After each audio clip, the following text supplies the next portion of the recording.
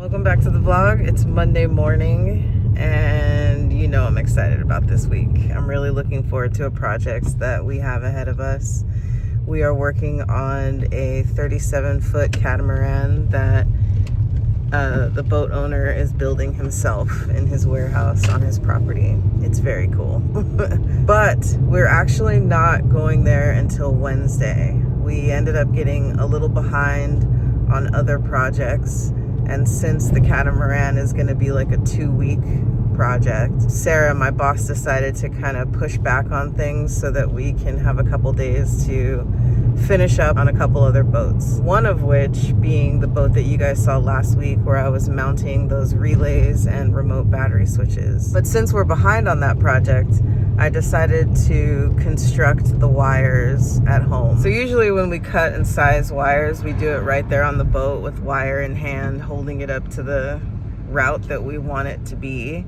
A lot easier to get it right. This time I just used a tape measure and took measurements and then went home and cut and sized them. I feel like the margin for error is bigger. We'll see how I did.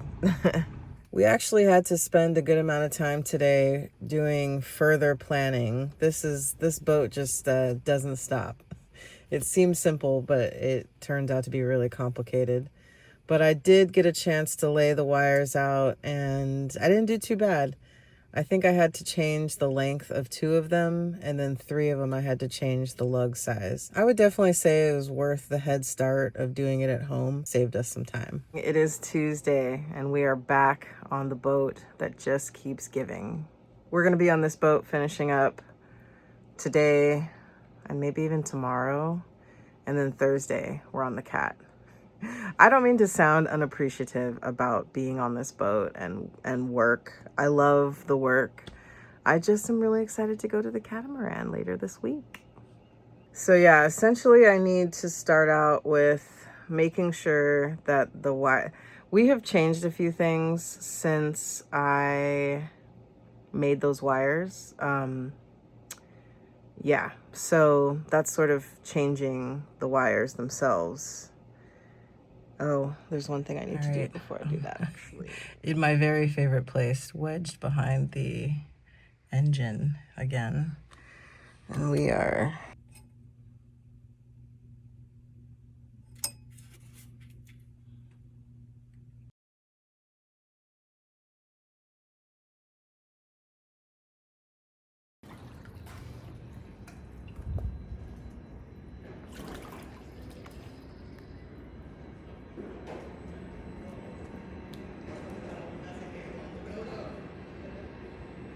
Did you see that?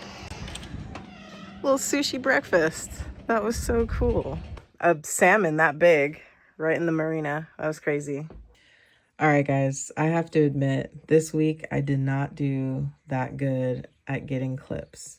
I got too distracted with the job. This one that we see here is me installing an A&L fuse holder, and this is like the only clip that I took all day. So sorry about that, but later this evening, I do start to talk to you guys about something important, so let's just skip ahead to that.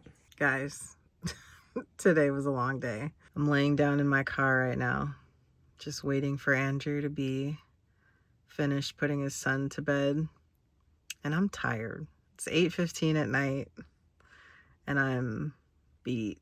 Today was kind of a hard, long day. As you know, we've been on that boat at Edmonds for like, I don't know, the last week or something like that. But this was the last day. We wrapped everything up, packed up, and loaded off the boat. So it was just a big day of getting stuff done. Sorry I didn't film very much. So I realize on this channel that I don't always tell you guys in great depth the technical side of what we're doing on these boats. And I would say that would be because, honestly, that even I am understanding like 60 to 70% of what's going on these boats. You know, I'm usually not there at the console. I'm obviously not there when they initially call my boss, Sarah. I'm usually not there on the console. She plans out these projects on her own, and then I show up and, you know, she delegates tasks to me.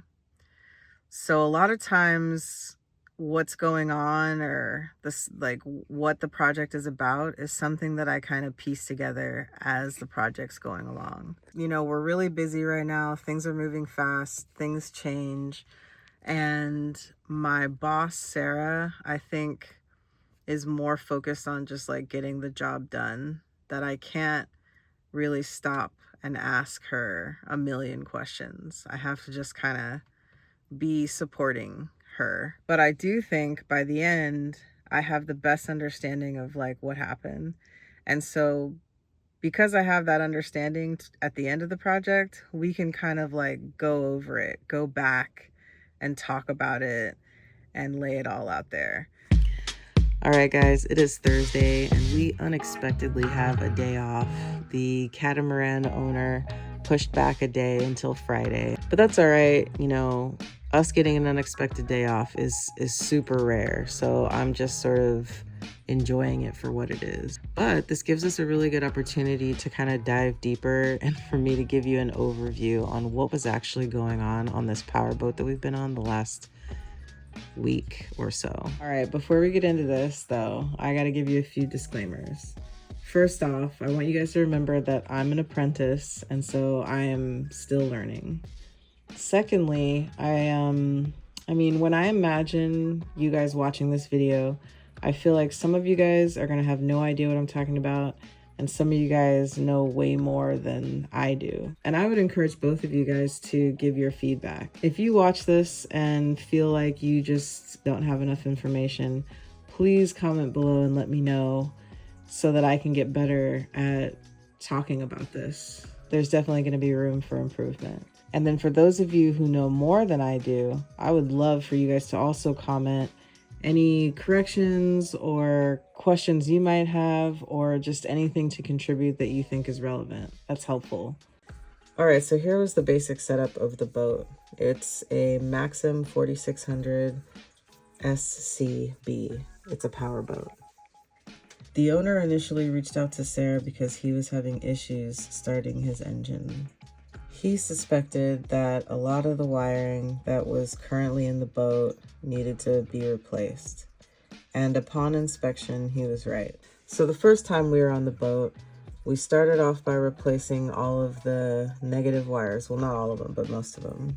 So when we came back, we had a few objectives in mind.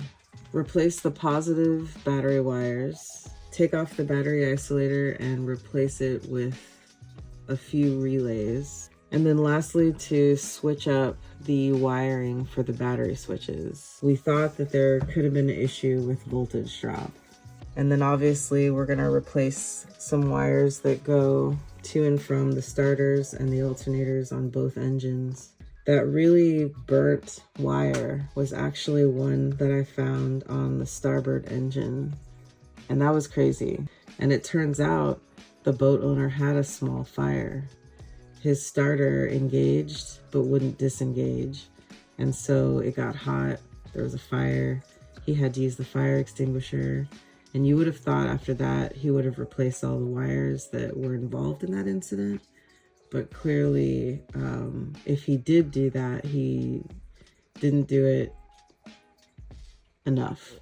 Right next to the starter batteries, we installed those boxes that you guys saw me working with. Some of them were remote battery switches and some of them were relays. The relays were there to replace the battery isolator. It has the same function, but more. And the remote battery switches were placed there so that there was a better alternative for being able to disconnect the power. So there's two places that you can access the remote battery switch. In that place in the engine that we mounted them, there's a little yellow tab on the top of the box that you can click and kind of switch it off. But we also have access at that same place that panel was in the back. So the same place he was able to disconnect the power before, that panel on the sugar scoop, he's still able to do that, but it's just wired differently. So yeah, I mean, that's pretty much it. We did all that, we started it up, and it did start up more easily than before. It was a huge step getting him towards restoring the integrity of his wiring system. there's definitely still work that can be done on his boat, so I wouldn't be surprised if you see us back there again in the future. All right, guys, it is Sunday, and I'm just now filming this outro. Friday has come and gone. We did not get to the cat. I know, very disappointing. But you know what? I figure the theme of this week is patience. We thought this project was not going to take as long as it did, and I was anxious to get on this next project on the cat, but things just have to play out how they have to play out, and you can't rush it. You just got to go with it. So I'm trying to be patient. But yeah, this whole week was totally unexpected. You know, we were slotted to be on this catamaran for 2 weeks, and the whole first week has now been pushed.